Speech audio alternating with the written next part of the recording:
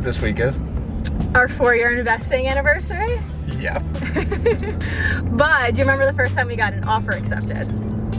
It feels like just yesterday. I feel like this time has not moved. There have been so many ups and downs, and we're excited to share all of those with you guys. A little over 4 years ago, we actually got our first offer accepted, and we signed the offer agreement. We were so excited. I actually cried because I just didn't know if this was the right thing we should be doing. It was one of those like laugh cries.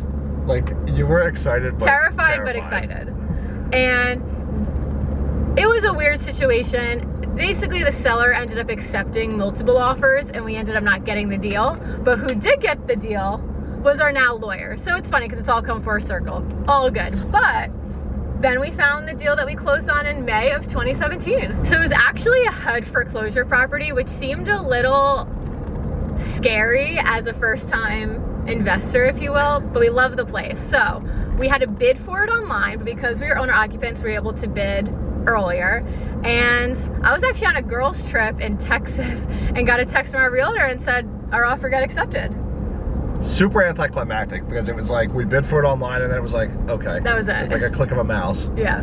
And before we even closed, we had to do work and put like money into the property to have a CO so that we could close. It was a very rough closing. It was rough. Because the property was unoccupied for so long, we had to have the pipes pressure tested, we had to have all the utilities turned back on. It was like such a process.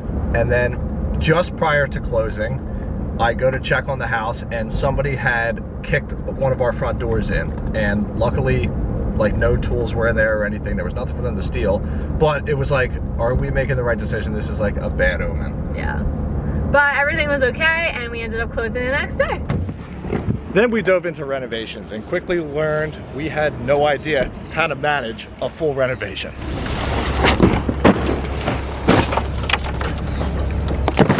We learned 2 lessons. 1, don't renovate by the unit, renovate by the trade. And 2, front load those CapEx items. And I've got a quick story about that. We started off renovating by the unit. Our idea was that we finish our first floor unit, rent it out so we could get some money coming in. Well, after we finished, listed it, and started working upstairs, we found out that these old cast iron waistlines were in terrible shape. We ended up having a flood that flooded that first floor unit, ruined a bunch of work that we had already done. That's where we decided and learned the importance of front-loading CapEx items and renovating by the trade, not by the unit. This is definitely when I realized that I had HGTV rose-colored glasses. It's not all fresh coat of paint, new appliances. You really got to take care of the stuff that's like behind the walls and underneath the floors to make sure that you're taking care of your future self. And considering I'm the property manager, I really appreciate some of the fixes that we made. Thank you. But we made it through, finished renovations, rented the first floor unit, and moved into ours. Then we definitely took some time off. We got married. Similar to a successful rental property, a good marriage must be built upon a strong foundation. I now pronounce you husband and wife. Went on our honeymoon, did lots of traveling. Hey look, these are for sale. Which ones? Right next to us. And adopted Bodhi. Oh. Oh, what a good boy. Then Lorna and I had a long discussion about what our next property would be. Everyone says property number 1's the hardest, but 2 was pretty hard too. There were so many options. Do we go multifamily again? Do we go single family? We were definitely focused on residential multifamilies until Lauren brought me the idea of a single family that the numbers just worked so well. It was one of those days where we were Zillowing and chilling on the couch, and I couldn't find any multifamilies on the MLS, and this was before we were really interested in off-market deals. So I just flipped the single family bar on Zillow, and up pops all of these single family homes for sale, and we found this little cluster of an area with reasonably priced homes with high rents. So we checked it out. Bringing us to property number 2. Property number 2 is pretty anticlimactic. Anticlimactic. We had a serious water issue in the basement. One little pinhole. Are you freaking kidding me? And while replacing the back door, I had bricks falling on my head. Okay, so maybe not boring, but we finished renovation and we got someone in there pretty quick.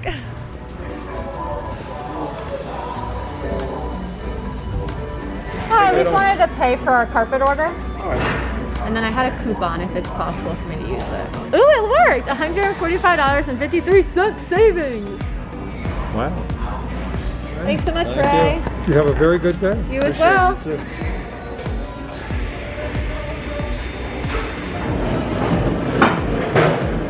Which brings us to property number 3.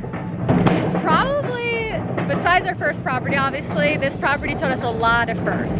First time off market, first time using private money, first time using a contractor. Well, almost using a contractor. We met with a bunch of contractors and eventually went with the absolute cheapest one. Don't do that. Massive mistake, you get what you pay for. We eventually let them go and we ended up DIYing it. We were able to take a lot of the lessons we learned from property 1 and 2 and apply them to property number 3, but there are still lessons to learn. And of course, because it's the same area as property number 2, one of those was water issues.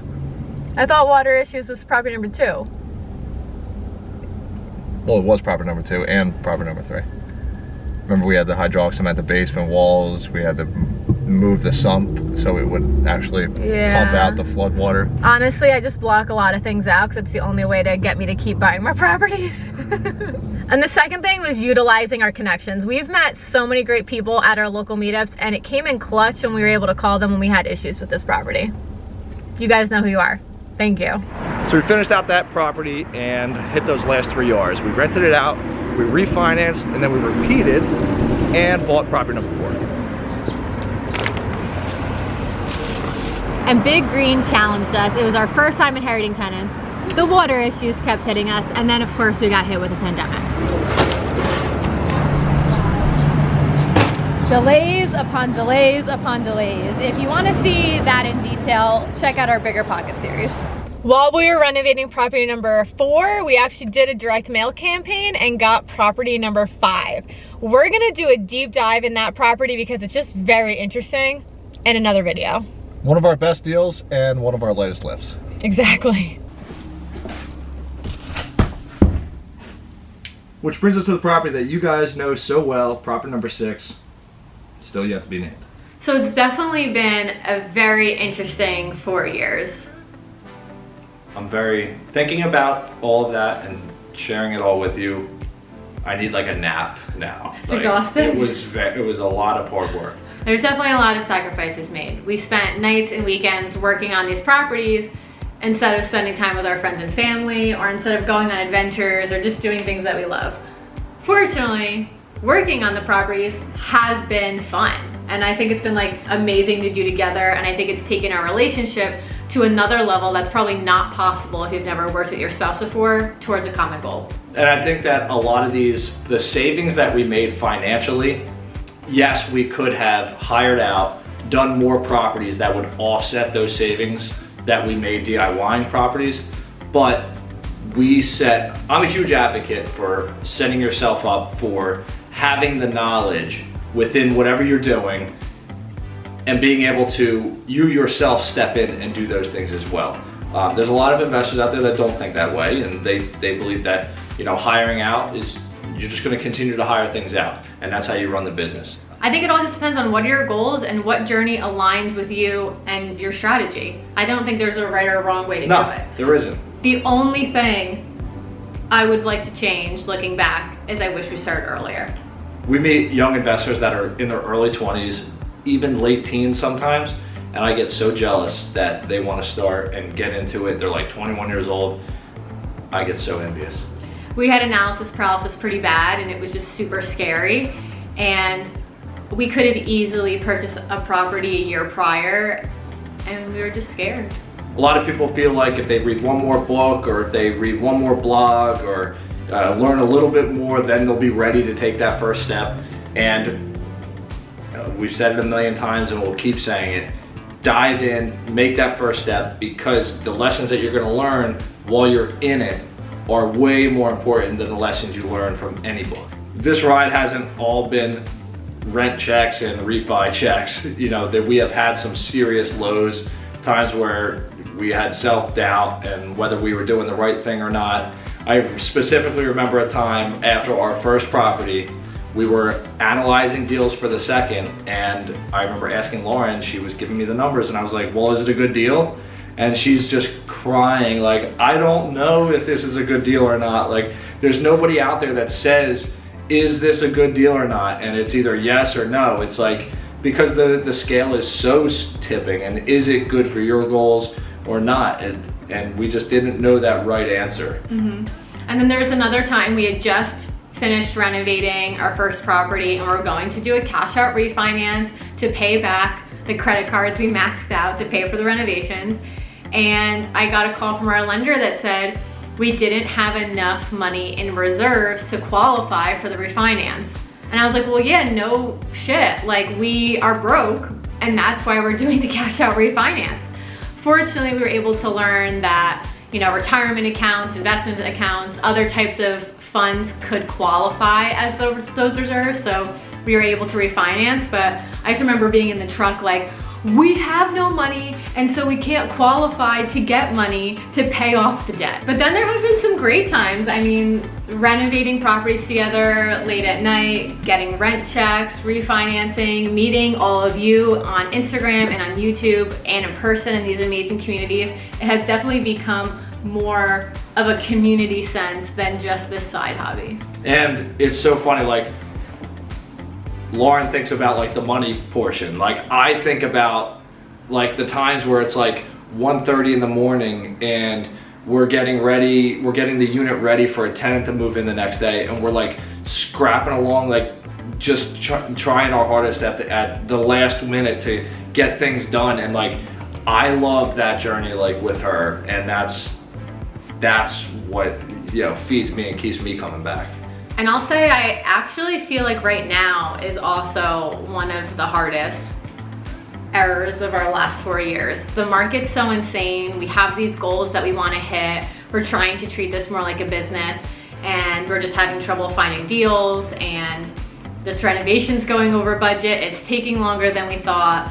We're grinding things out with like this YouTube channel on Instagram and all these renovations, and it's a lot. And summer's coming.